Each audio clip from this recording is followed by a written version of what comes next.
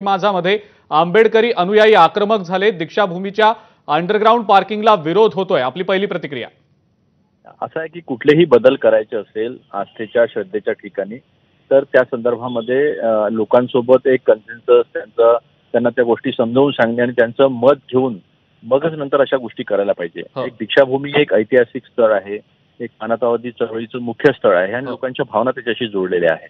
असं कुठलंही काम करत असताना त्या सगळ्या लोकांना विश्वासात घेऊन हे काम केलं असतं तर बरं झालं असतं। मला आता त्याची पूर्ण माहिती घ्यायची आहे। ती माहिती घेतल्यानंतर मी स्पष्टपणे या संदर्भात बोलू शकेल। पण जर लोक एवढे आक्रमक झालेले आहेत याचा अर्थ असा आहे की कुठेतरी मनमानी पद्धतीने काहीतरी कमर्शियल इंटरेस्ट कोणाचे त्याच्यामध्ये आहे का, तशा संदर्भातला काही संशय आंबेडकरी अनुयायांना आहे का, या सगळ्या गोष्टी ज्या आहेत तपासून पाहिल्या पाहिजे। आणि तिथे जर कमर्शियल कोणी काही करत असेल तर मग ते योग्य नाही, कारण ते श्रद्धेच्या आस्थेचं ठिकाण आहे, सर्वांच्या तिथे श्रद्धा जुळलेल्या आहे।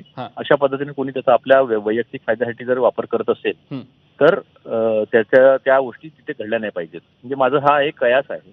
बरोबर, त्या संदर्भात पूर्ण माहिती घेतल्यानंतर पुढे जाता येईल। पण तसंही श्रद्धा आणि आस्थेचे जे ठिकाणं आहे त्याच्या संदर्भामध्ये सगळा विचार करून सगळ्यांना विश्वासात घेऊनच केलं पाहिजे। अशा पद्धतीचं करणं योग्य नाही।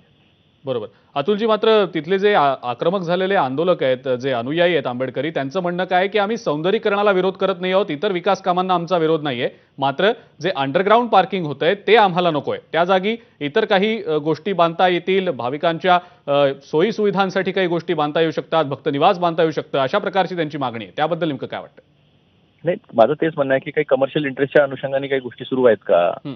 कारण लोकांचा मग सौंदर्यीकरणाला विरोध नाही आहे, भक्त निवास बांधण्याला विरोध नाही आहे, लोकांसाठी काही तिथे वेगळं काम करता येईल, जे मोठ्या प्रमाणावर लाखो लोक येतात तिथे, तर त्या अनुषंगाने जर काही होत असेल, त्यांच्या सोयी सुविधेसाठी होत असेल, त्याला विरोध नाही आहे। याचा अर्थ नक्कीच तिथे काहीतरी वेगळी गोष्ट आहे ज्याचा तपास केला पाहिजे आणि अशा काही गोष्टी असेल त्या थांबवल्या पाहिजे।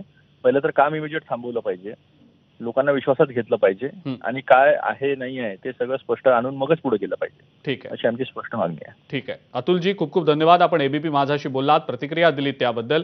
अंडरग्राउंड पार्किंगला विरोध आता वाढताना दिसतो आहे दीक्षाभूमीतल्या, आणि आपण पाहतो दृश्यांमध्ये आंबेडकरी अनुयायी आक्रमक झालेले।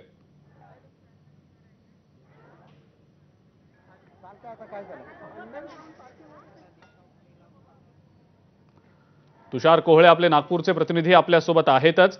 तुषार, उद्रेक झालाय आंबेडकरी अनुयायांचा, आज आपण पाहतो संताप